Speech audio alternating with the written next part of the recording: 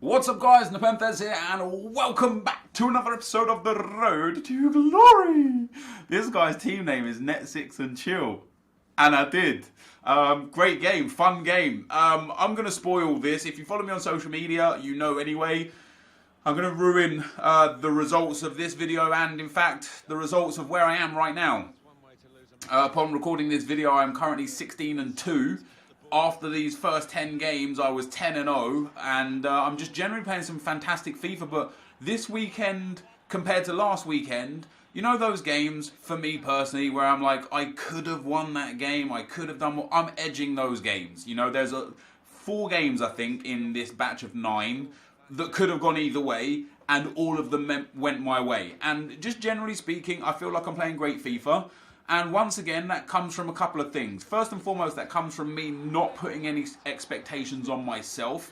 And I've maintained that through my first 18 games. And number 2, that comes from me playing with a team that I love. And I mean I love this team. There's some upgrades still to make to the team. We'll get through those in a few seconds from some of the comments. But generally speaking, this team has everything. The defence is rapid with good key stats. Centre-backs have good reactions, good pace, good strength, good aggression.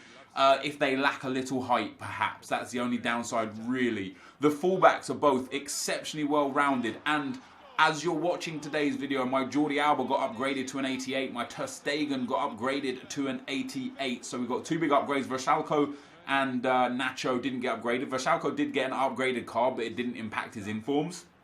My midfield I love. Frank Rijkaard at CDM is just beast. Having Modric and Rui Costa as the outside centre mids, I can't tell you how incredible they are. I'm very excited for when I can upgrade Rui Costa to a team of the season card of some description. But in the meantime, I don't believe there are many players that can improve my team. I think Team of the Year Ramos instead of Ramos and potentially an icon centre-back instead of Nacho would be good upgrades. But outside of that, I feel like my team is just perfect right now. What I love about the attack, first of all, Kevin De Bruyne is the best player in this game, in my opinion, right now. Right now, in the way I play this game, the players that I use, the way that I use them, for me personally, KDB is just the best player in the game. My attack is so great for so many reasons. First of all, Mbappe is just rapid. He's got 4-star, 4-star. He works, you know, he's got good pace. He just fits. He fits well. And then Cavani has the most insane abilities. I gotta be honest, guys. The title of this video is probably something along the lines of "This card is insane," and it is in regards to Edison Cavani. He has everything except 4-star, 4-star. He heads the ball. He is rapid. He's got 94 sprint speed and 95 acceleration or something like that. He can finish from outside the box and inside the box. He wins all of those headers at the near post. I've used Harry Kane before, Team of the Year, in draft, and Harry Kane in draft wins all of those headers at the near post. Even though Cavani's, I believe, 6 foot, not as tall as Harry Kane, he still wins all of the headers. You'll see him score some here today. But just generally speaking, this team is so incredibly well balanced. It just every position to a man offers something incredible and doesn't have many negatives. And because of that, you know, and the lack of pressure for me playing, I'm just playing really good FIFA, and it's nice. It's really nice to be able to say, hey, I'm playing good FIFA. How I finished this weekend league, I don't know. You know, I'm 16-2. I got to 15-1. I then lost and went 15-2, and I lost to a guy. I tweeted out some pictures of the loss and the win that made it 16-2, and one of the pro players replied to me and said that the guy that I lost to narrowly 4-3, he's a 12-year-old apparently that's like basically as good as pros. Like he's an incredible player, and when he's old enough to get into the regionals and into the competitions and stuff, he will be. So as the meme goes, I lost to an actual 12-year-old. There's a good header from Costa off the bar and he scores again. Yeah, so that one loss there came from like just a solid player. And I lost 4-3, and what was beautiful about the game, and I'll actually show the game tomorrow, what was beautiful about the game is that I went 3-0 down quite early on, And normally I would panic and get angry and frustrated. But you know what I did? I was like, look, this 4-1-2-1-2 is not working. Let me switch to the 4-4-2 and see if I can get some chances. See if I can get back in the game. I did get back in the game at 3-2. My opponent then scored to make it 4-2, and I scored a late goal to make it 4-3. And the match stats were bang even. So, you know, my toughest game of the weekend, and I gave a great account of myself. And then in game 18 that I won narrowly, I actually won 3-1 scoring late on, and I'll show that game as well. I'll show both those games as full games tomorrow, so we'll have a long episode tomorrow. But yeah, I played that game, and it was a tough game, and it took so long for the matchmaking that I feel like I'm in a different caliber of matchmaking. I feel like I'm coming up against a different class of opponent right now. So 18 games done. I'll play probably another 4 or 5 games on Saturday, depending on how many I lose. I don't want to throw away a great start to the weekend. You know, I've got a great chance now, so long as I can keep my composure throughout the Saturday evening and Sunday. I've got a really good chance of finishing Elite 1 this week, which would be obviously fantastic. But worst case scenario, at 16-2, I only need to win 13 of my last, 22 games to get Elite 3. If I don't go 13-9, if my math is correct anyway, yeah, if I don't go 13-9, my word, man, that will be a collapse and a half. That will probably be my worst ever collapse in FIFA.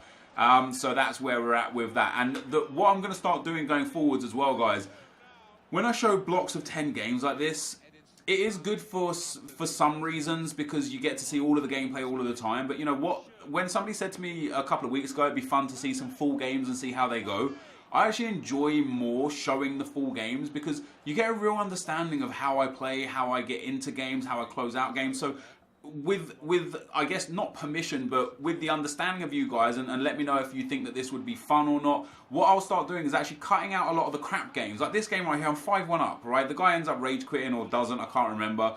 Who cares about this game? Like, who cares to see this game? It was a whitewash of a game. You know, I won the game 5-1 or 5-2. Maybe I'll show games where there's some really good tactical changes, some really good gameplay, or just a really hard-fought game. And maybe I'll also show some games where there's some maybe game mechanic manipulation. You know, maybe cut out some games where I scored a load of goals using the goalkeeper kick out, using a back post cross, or some games that were just exceptional for many reasons. But what I'll start doing, I think, is just completely disregarding the games that were just boring for viewing ability. You know, a game that might have finished 1-0 or 5-0, you know, because a 5-0 game, what do we get out of that? As me as a content creator and you as a viewer, what do you get out of watching me smash someone 5-0? Nothing. I think it'll be fun for both of us to watch sometimes full games of games that are good for a couple of reasons, but in other games maybe extended highlights of those games instead of just the goals, but maybe looking at some goals, some chances, some things that went against me, some things that went for me,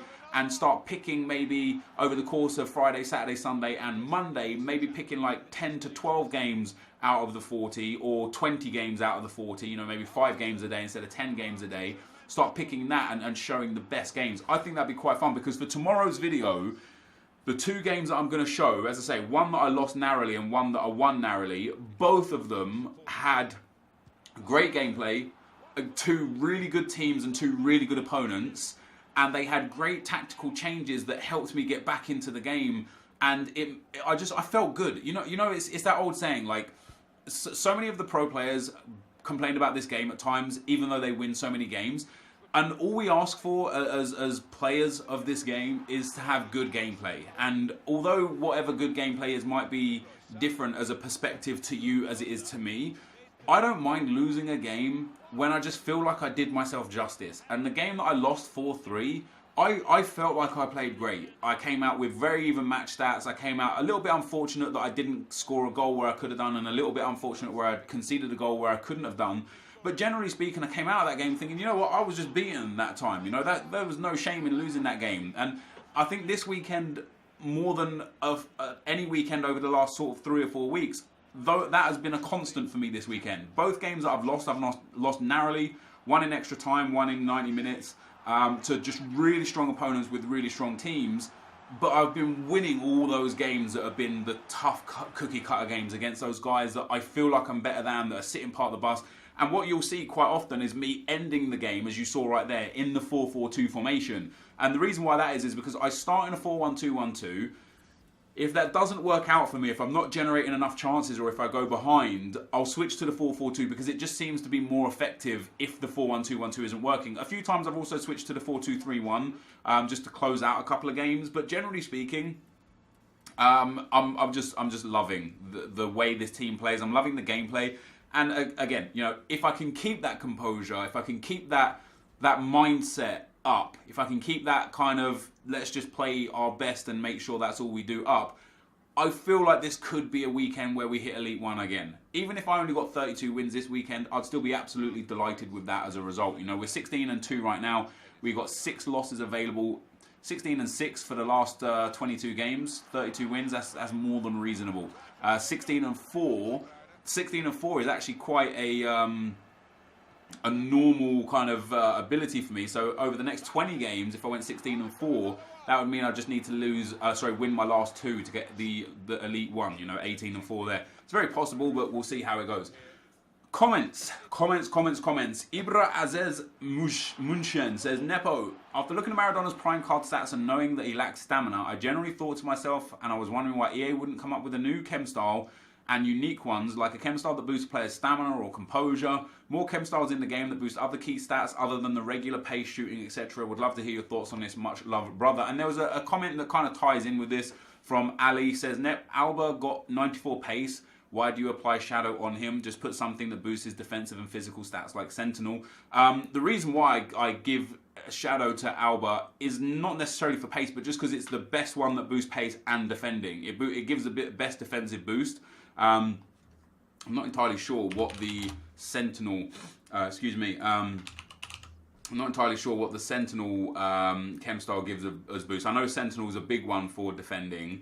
So Sentinel gives 5, 10, 15, 15, and 15, and Shadow gives 10, 10, 15, 15, and 15. So Shadow is just a better defensive chem style than Sentinel. And so the reason why I give Shadow to Jordi Alba is literally because his aggression's already good, his stamina is great, and his pace is great, but that bonus defensive boost is so good. And with a Sentinel, you get a strength boost of plus 15.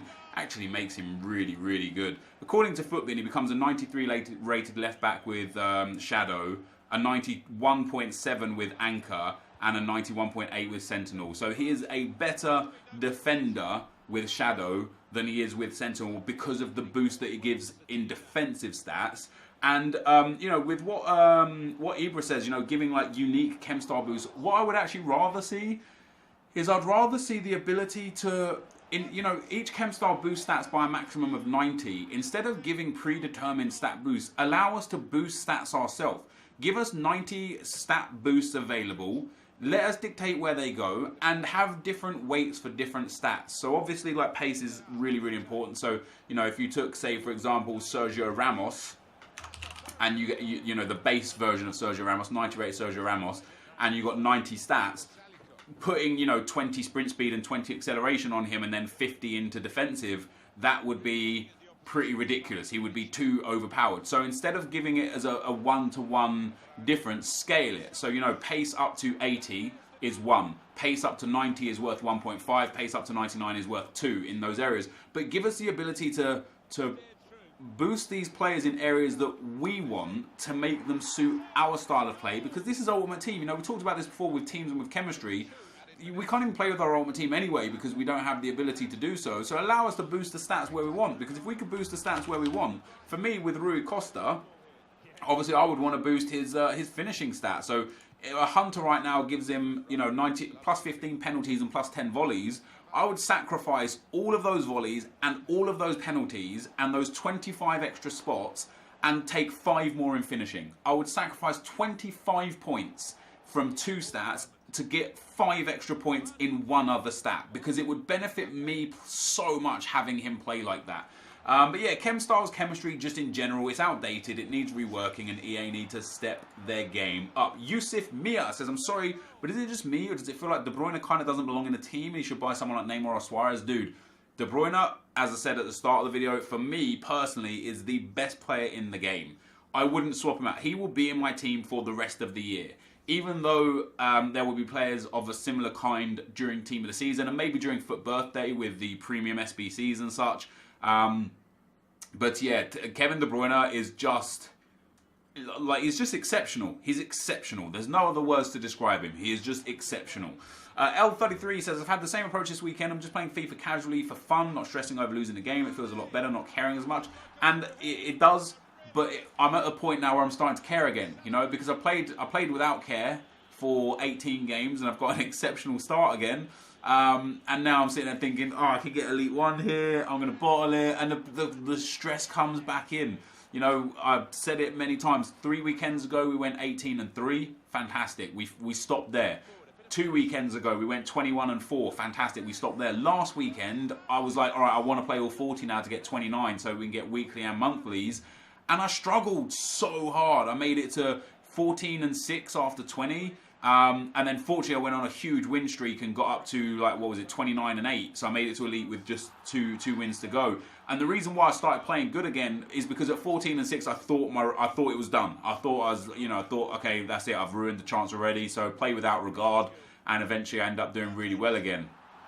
But yeah, it's crazy. Dakota says, hey Nep, just want to know the thoughts are on the Thiago Silva form having +1 in defending, but all in-game defending stats being identical to his base card. They actually upgraded that. Dude, they fixed that. I guess it was just an issue. That there has been a lot of issues recently with ratings refresh. They've got a lot very, very, very wrong. They are slowly working through it and upgrading what they should upgrade and changing what they should change. But they've made a lot of mistakes this this week with the ratings refresh. Jaro Cherries the One says, nice team, Nepo. Thank you, dude. I love this team. As I say, you know, there was a few questions. Alex says, hey Nep, why don't you buy De Gea? And there was also somebody that said, why not get rid of Versalco and go and get Kyle Walker, because then I can switch De Bruyne and Rijkaard around. Everyone will get 10 chem.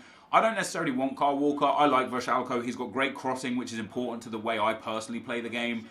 And he's just a good card in general. And he gives a strong link to Modric as well, which I love.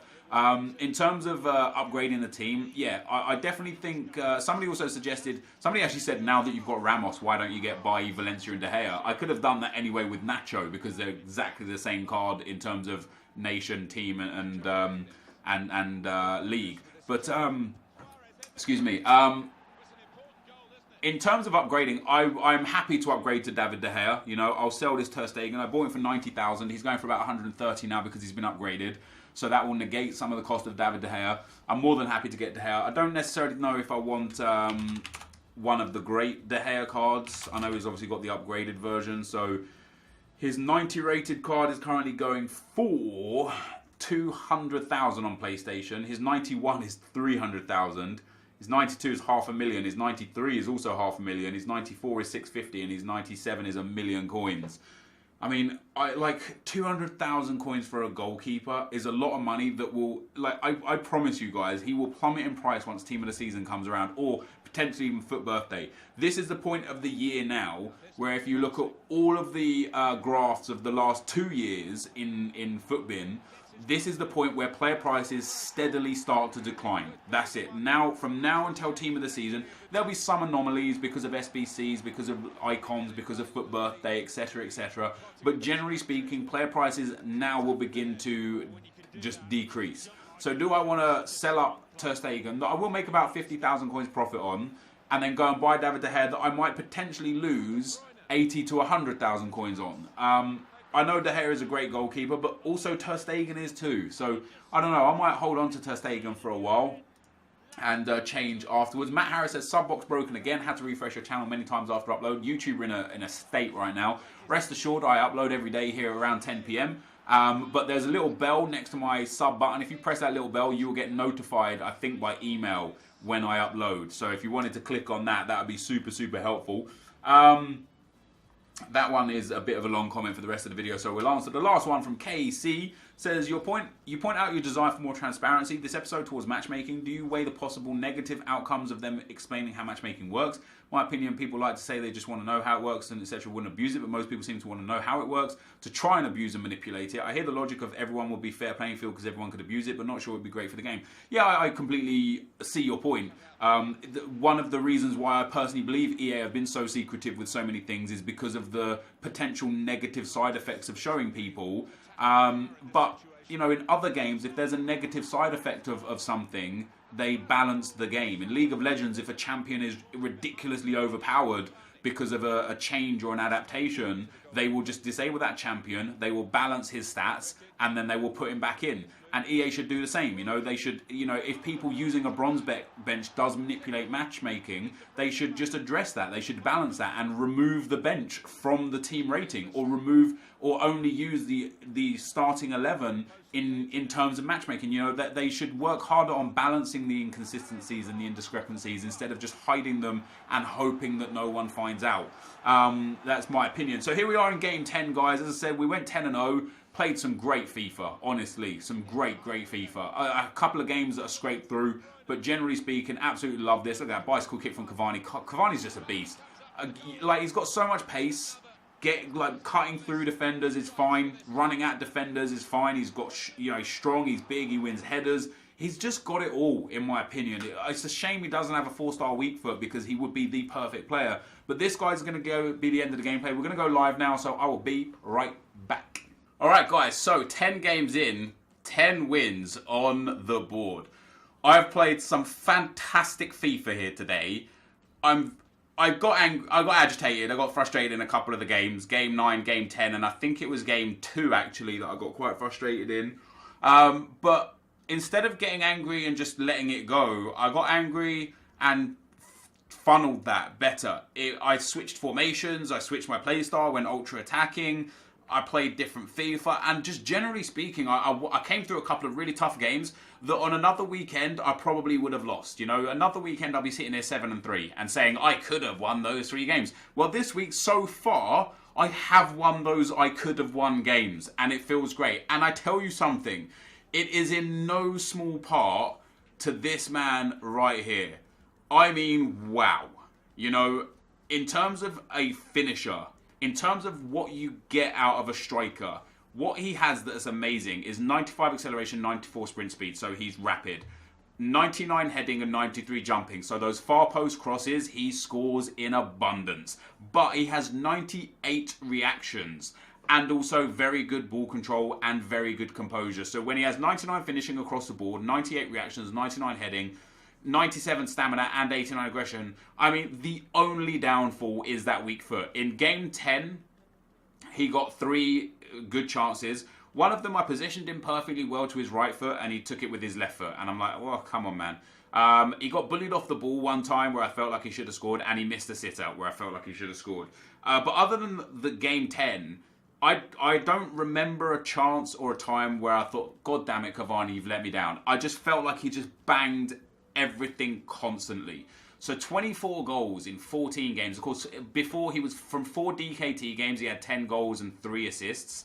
So he has in 10-foot champs goals, 14 games and 7 assists. That is a great return. It's over 2 goal contributions per game on average. If he did have a 4-star weak foot, yeah, he would be that one bit better. But I like this card a lot. On top of that, obviously, Kevin De Bruyne is just amazing. For me personally, this is the best card in FIFA at the moment. This 96 KDB has everything. I just look at those stats. Just look at them. Sensational. Frank Rijkaard in at CDM is a beast. 89 games on him now. Luka Modric is also one of my favourite players in the game this year. He's just so good. He plays as a centre mid, an outside centre mid, and he still gets, 231 goal contributions in 272 games. That for me is amazing, and a lot of goals as well. He pops up very, very good positions. Rui Costa, the other outside centre mid, 890 games on him now, very fast approaching that 1,000 games. A great return again. 928 goal contributions in 890 games. And I tell you what, I put Deadeye on him and boost that finishing, boost that curve.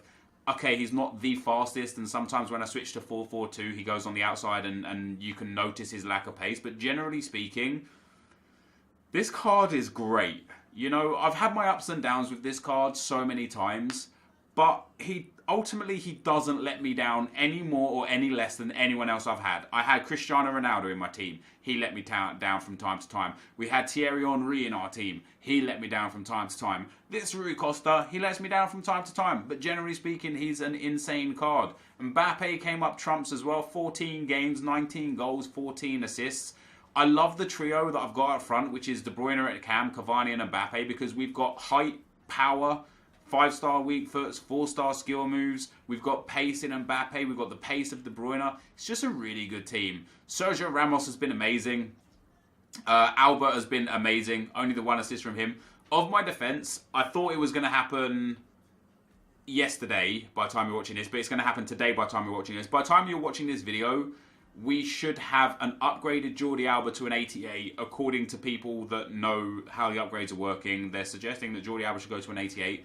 But I also think that Ter Stegen, Fernandes and Versalco are all getting upgraded in this winter upgrade. So I expect potentially my entire defence to just get better tomorrow, which would be great. Anyway, dudes, for me also, Yarmolenko as a sub, he comes on for Rui Costa when I switch out to the 4-4-2 or when I just need the change, you know, the added player. Good card, good card. Not a great card. He does a good job for me. Only got 2 goals, one of them being that scorpion kick, but 2 goals and 1 assist in 13 games. But he plays a vital role at 6'2" with the 5-star skill moves. He does very important things for this team, even though it doesn't show in his stats. I'm more than happy to get a different super sub here, though. I might pick someone else. I might go and get that Ricardo Quaresma off the transfer list. He hasn't sold yet, and get him instead. But this, guys, is going to be the end of the video for today. I hope I can keep this form up. Worst case scenario, we're looking for a banking Elite 3 weekend again. We only need to win 19 of our last 30 games to get Elite 3. Hopefully, we can get a, 30 games, maybe 23, 24 wins. Potentially, we could see ourselves as an Elite 1 finish this week. But, as I said before, I'm going to play with no pressure, no expectations. If I don't even finish all my games, so be it. But I'm going to try my best. But this, guys, is going to be the end of the video. If you did enjoy it, be sure to leave a like, rating, comment, and subscribe to my channel if you haven't already. But for now, guys, I'm out. Peace.